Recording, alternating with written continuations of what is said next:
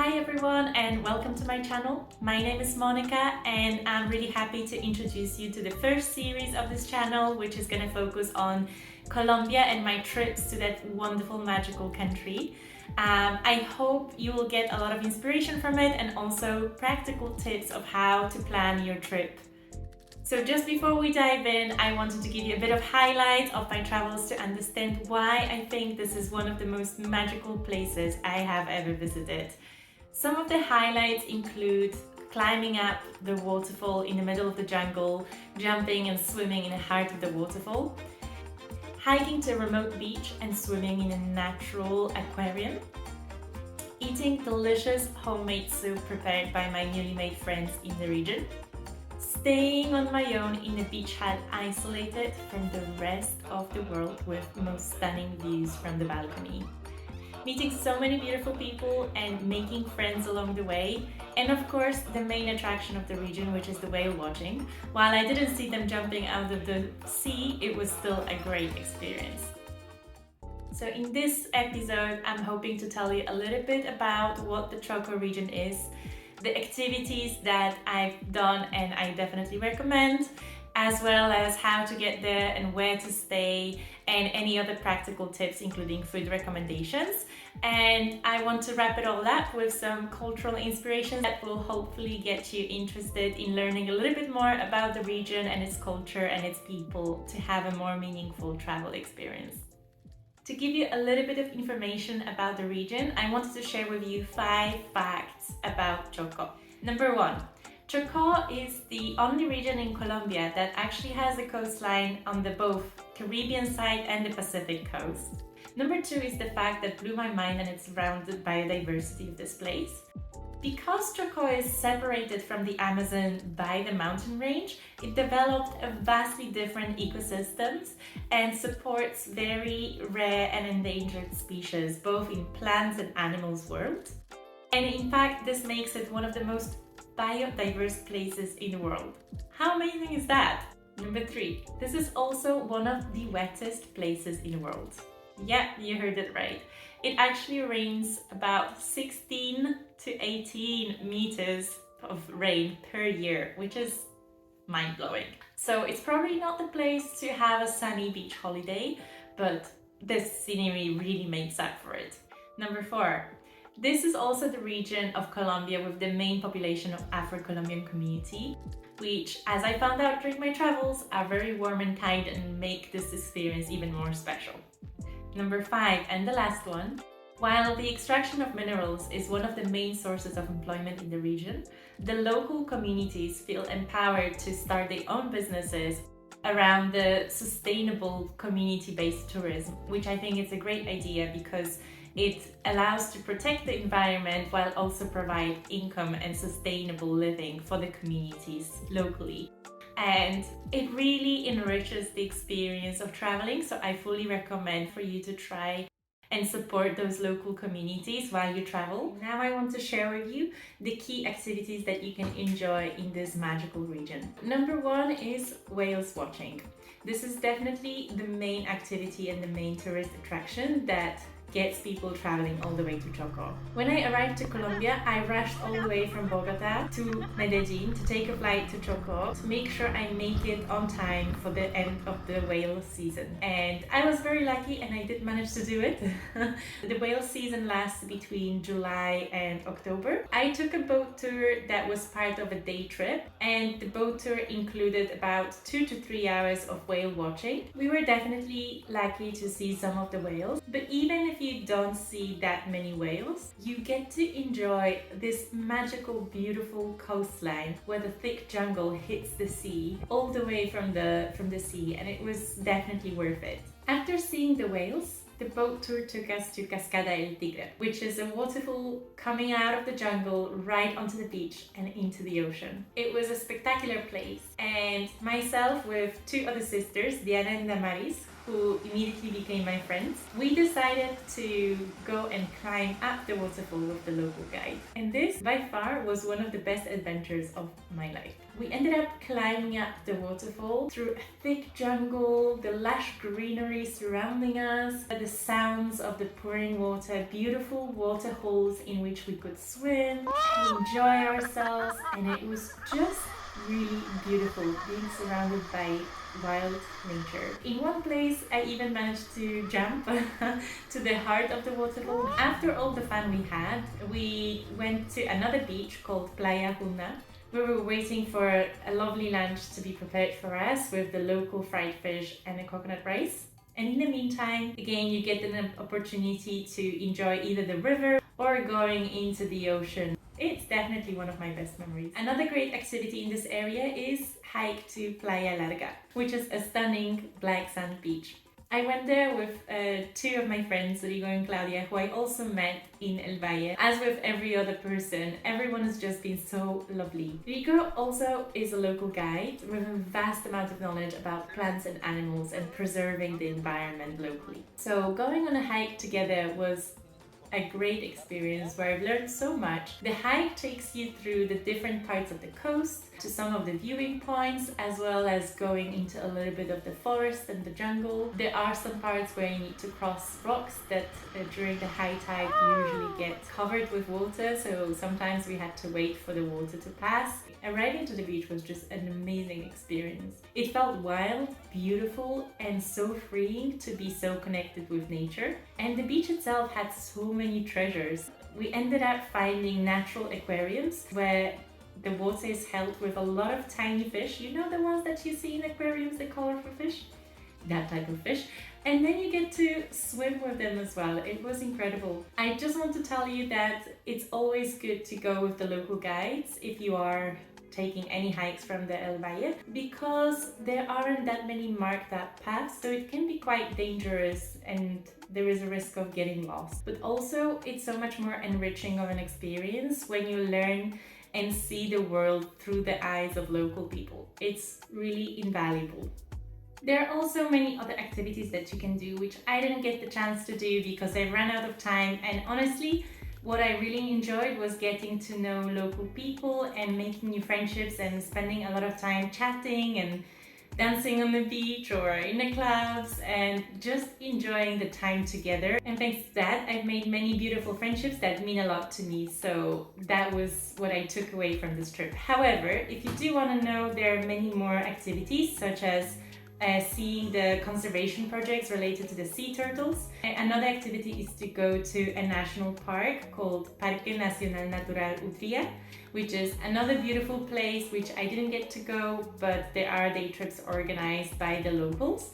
And also going for night walks in the jungle to see the different species of reptiles and plants and birds during the night. I wish I could have done that, but hopefully I'll be back soon and I'll be able to enjoy those experiences. Okay, now I want to share with you a few tips about where you could stay and how to travel around the region. So basically my trip lasted about a week and I split my time between two locations. Number one is El Valle, which is very close to the Bahía Solano. And most of my activities were based from there. There are plenty of accommodation options by the main beach, Playa Almejal, as well as in the main village.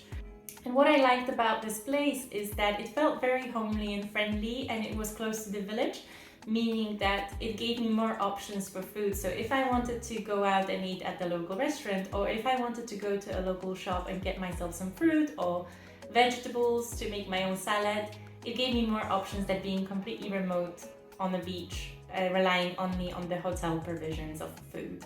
So that was a big plus. And also it just felt so friendly. By day number 2, I felt like I knew half of the village because every time I passed, I would say hello to someone, and there were plenty of smiles and warmth and just those little chats that made you feel very welcomed, and it's a very safe area to stay. The place I stayed in is called Posadas del Nativo, which I will link down below. and it's the place I can definitely recommend. It has little cabins that are hidden in the beautiful garden, which makes it a peaceful place, which is just a few minute walk right to the beach. Kike, who mainly manages the place and takes care of the guests, is great in organizing also any tour activities that you want to enjoy in the region. And he also can tell you so much about the local area, about the people, the cultural history. So I fully recommend it. The other half of my time I spend in another place called Punta Uina. It's an isolated remote beach, but it has beautiful golden sand and it has quite shallow waters that are turquoise, so it's a really good place for swimming and relaxing, and that was my plan. After arrival by the boat, I had to find accommodation, so I asked around, I saw a couple of options, and eventually ended up going all the way to the end of the beach where I stayed in this most incredible hut. It was only me and a bat. Yes, a little bat flying around. I guess that's part of the natural experience of immersing yourself. So anyway, we stayed there, but look at these views. The views were insane. So it was just on the other side of the last rock on the beach, meaning that it was completely isolated. And during the high tides, it would cut off from the other side of the rocks, meaning I was left on my own in the middle of this beautiful forest with this amazing terrace, having the view for myself. And it was one of the most magical places I've stayed in. It was a place where I just took books to relax, to completely let go of everything. So I just lie down on a terrace, in a hammock, reading a book, or just staring into the nature, because a lot of the different creatures were coming in, almost as if curious of who is in this little cabin nowadays. And I saw so many beautiful lizards and butterflies and birds coming over just to say hello. It was like the best natural TV, almost like a National Geographic real life. It was great. One thing I do need to say, the place was not clean. Obviously, you're in the middle of the nature, so no one is expecting luxuries, but I always require things to be clean. It can be super simple, but it should be clean. However, I still think it was worth it. Okay, and the last place I want to mention is Bahia Solano. So this is the main town, Mutis, which doesn't really have that much to offer to tourists, but it's a really good place to base yourself and then explore nearby areas. So I only stayed there one night before my flight back, and I stayed in Posada del Mar, which was a little hostel. I had my private room with a shared bathroom.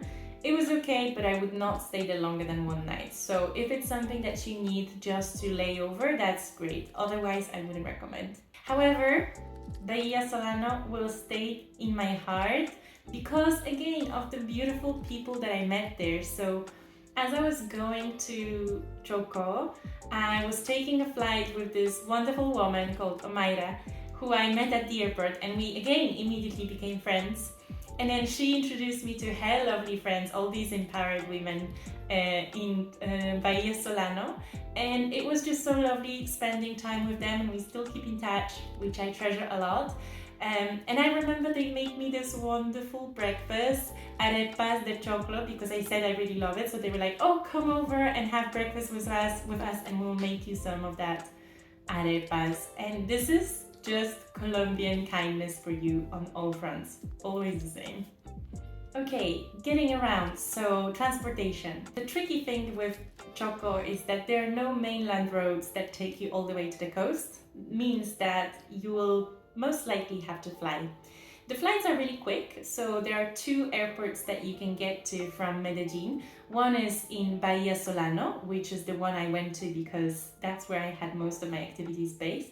And the other one is Nuki. Nuki is also apparently really beautiful. It's a little bit more expensive, so probably not budget backpacking as I would do, but I hope next time I get to go. Now, if you think of a plane, think again. This was a tiny plane which had like chartered flights that normally carries around 15 to 20 people. The whole flight was an attraction in itself. And one thing I can recommend is to look into the chartered flights.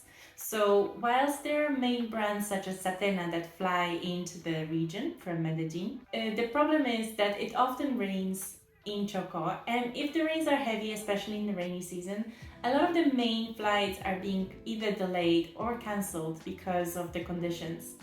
And that's where the chartered flights pick up most of the traffic. I learned it the hard way. I booked my flight with Satena, which after being delayed by 5 hours, it was eventually cancelled and I couldn't get a flight for the next 3 to 4 days, which is a massive delay in my itinerary if you're backpacking around the country. So I was able to get the last seat on a chartered flight that was flying out the next day, and that's where I also flew with Omaira, my friend, and I never looked back. It was quick and easy. So from the Bahia Solano to get to El Valle takes about half an hour to 40 minutes by a motor taxi. I was able to pay only half the price because I shared the taxi with others.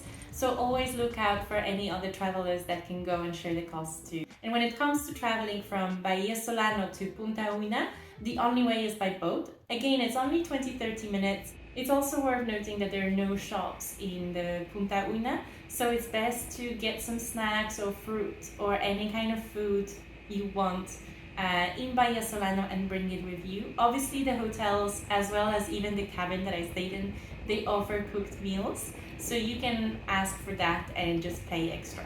And that takes us nicely to my favorite topic, the food. Chocó has a very rich cuisine. However, most of it happens in homes rather than in restaurants.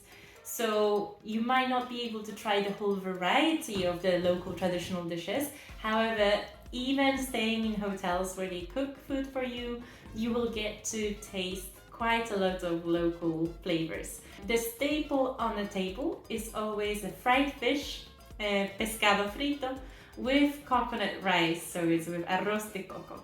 That's probably something you will see across every place you go to. Now the type of fish will change depending on the local catch, and there are some species that are local to Chocó, which is great to try. But because I was so set on trying some local dishes that I researched before going to Chocó, my local friends, decided that they will cook the soup for me. So it's called sopa de queso, which is soup with a lot of cheese. Oh my god, so delicious. I was so grateful when they cooked for me this beautiful meal and I was able to taste something that would normally just get eaten at home rather than in local restaurants and tourist places. And that was probably, again, one of my highlight experiences of Chocó and the generosity of people I met there. Any fresh juices will be insanely good. This is true across all of Colombia. I don't know any other place where juices taste as good, fresh and intense in flavor. If you do get a chance, try the juice from Borojo. Borojo is a local fruit. That's definitely worth trying. Or if you're out for something a little bit more alcoholic, the local go-to drink is el biche. Places I can recommend in El Valle, one is Rosa del Mar restaurant, and the other one is Pilar Juice Bar. I will also write these down in the comments so you can save it for your next trip. How long you should plan to enjoy Chocó? I would say definitely stay at least 3 nights and 4 days. The reason is there is loads to see and do, but also it's quite a remote part of the country, so always allow additional day or 2 for anything that could possibly go wrong, like for example flights being delayed. I stayed there for a whole week and I split my time between El Valle and Punta Uina, and this was great for me, so if you want to have some relaxing time, this could work well for you as well. How to organize the different activities? You don't have to exactly book everything in advance. Usually the hotel or the hostel where you're going to be staying, they can help and arrange things for you. There will always be someone who knows a local guide that can take you around and arrange activities. As I said, I stayed in Posada El Nativo and Kike organized all the activities for me with the local communities. Is it safe? The touristic areas of Chocó felt very safe to me, but always check before you travel. Money and cash. Definitely bring all the cash you can with you, especially to pay for the activities. There are a couple of ATMs in Ciudad Mutis, like the Bahia Solano, but you never know if they're actually going to be working on the day you need them. So it's always best to have more cash than you think you need. Okay, so this takes us to the final part of the video, which is focused around the cultural recommendations. So every time I travel, I try to learn as much as I can about the region through either its history or culture or music or food. And so I thought I will share a few resources with you, and maybe this will inspire you to find out a little bit more about the places you visit and make your trips that more meaningful. So first, there are 2 recommendations for books. Now, these are in Spanish. Number 1 is written by Arnoldo Palacios, who is a Chocoan writer. The book is called Las estrellas son negras, The Stars Are Black. And I can definitely recommend this one. And the second one is written by Pilar Quintana, and the book is called La Perra. She is a Colombian writer, and she sets her story in the Chocó region. Now, if you know of other books or anything else that you would like to share with me, please share in the comments below. I'm always interested to learn a bit more about the places I visit. The second recommendation is around the music. So Chocó has a lot of different music styles that have developed there, and I am no expert, but maybe a couple of recommendations that I can get you started with are one of the famous brands is called Chocó, and they famous internationally, so maybe you've heard some of their music. I'll link it down below. As well as another style that comes from Chocó, which is called Jota Chocoana. Again, I found some YouTube videos that represent this style, so maybe that gives you a little bit of inspiration to search more of their music. I really hope you enjoyed this video and you found it useful with some tips to help you plan your next travel or inspire you to even look at Colombia and what it has on offer. Chocó was definitely one of the most magical places I visited, as well as having this beautiful, warm community of people that I bonded with, and I hope to go back one day. I'd love to know if you've been to Chocó and what were your experiences, and if you have any questions, let me know down below. In my next episode of the series, I'm going to share with you some tips and experiences I've had traveling to another region of Colombia, in Guaviare, and I think this region is going to become one of the top destinations to travel really soon as it slowly opens up to tourists. So stay with me and please subscribe down below so you don't miss out the episode and you support the work I'm doing. Thank you so much and hope to see you soon.